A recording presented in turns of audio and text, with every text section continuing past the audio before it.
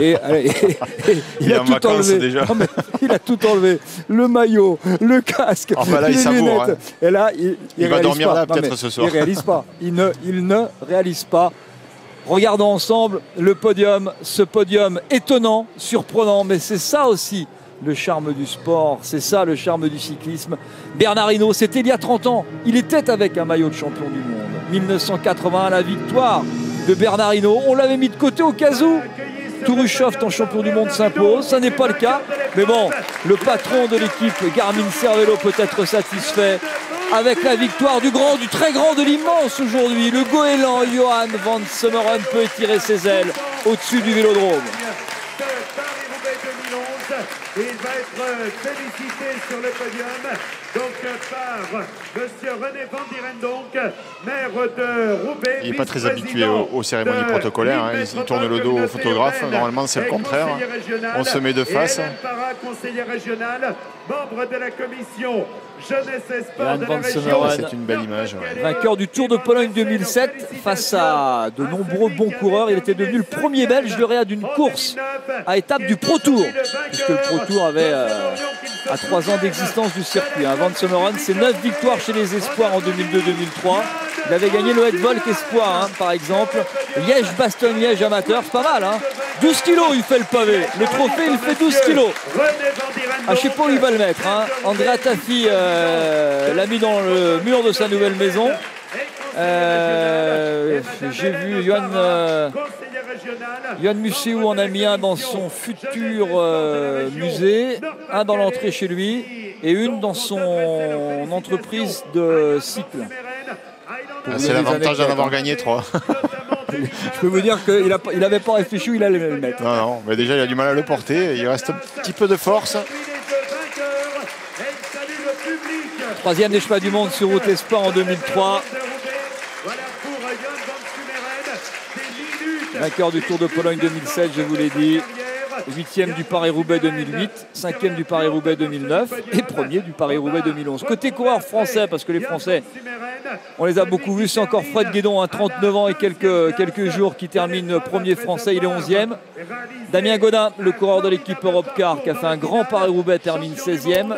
Et alors après, je descends jusqu'à, je crois, Steve Chenel.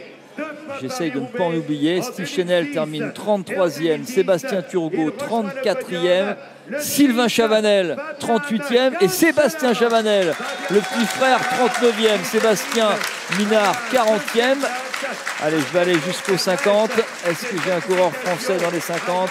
Non, je n'en ai plus qu'un. David Boucher qui a été dans la grande échappée du jour, 52e, Sébastien Hinault 53e. Et Ronny Martias, 60e, juste derrière Alexandre Pichot, 59e, et Saïd Hadou, 61, Mathieu Claude, 62.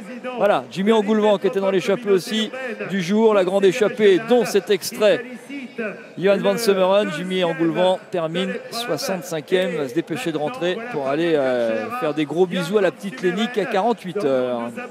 Les 2 tiers du podium,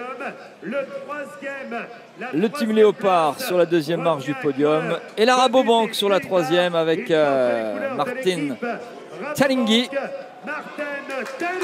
le coureur néerlandais, un Belge, un Suisse et un Hollandais pour le podium de ce Paris-Roubaix 2011. Il est content aussi, lui. C'est bien. Johan van Semmeren qui a commencé dans l'équipe Sweet Paradise. Eh bien, le paradis, il le connaît après l'enfer du Nord.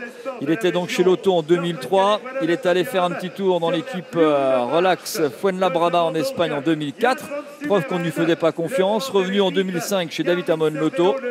Passé ensuite, il est resté dans cette équipe Lotto jusqu'en 2008 avant de passer dans cette équipe Garmin l'an dernier, où il est resté parce que c'était, on va employer l'imparfait, c'était un coéquipier exemplaire, c'est désormais le vainqueur du Paris-Roubaix 2011. Et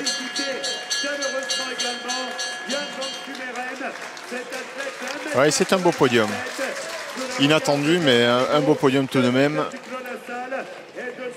sur lequel s'est invité finalement Cancellara. Et il était mal parti pour y accéder. dans un baroud d'honneur dans les tout derniers kilomètres. Il nous a rappelé, mais ça c'était pas forcément nécessaire, mais il nous l'a rappelé quand même que c'était bien lui le plus fort. Et que ça restait un sacré gentleman parce que voilà, ce coup-ci, il a gardé son calme. Et ça n'est que sa 3e victoire professionnelle. Hein. Oui, mais c'est pas le nombre qui compte, hein. C'est la qualité. Celle-ci, elle en vaut 100.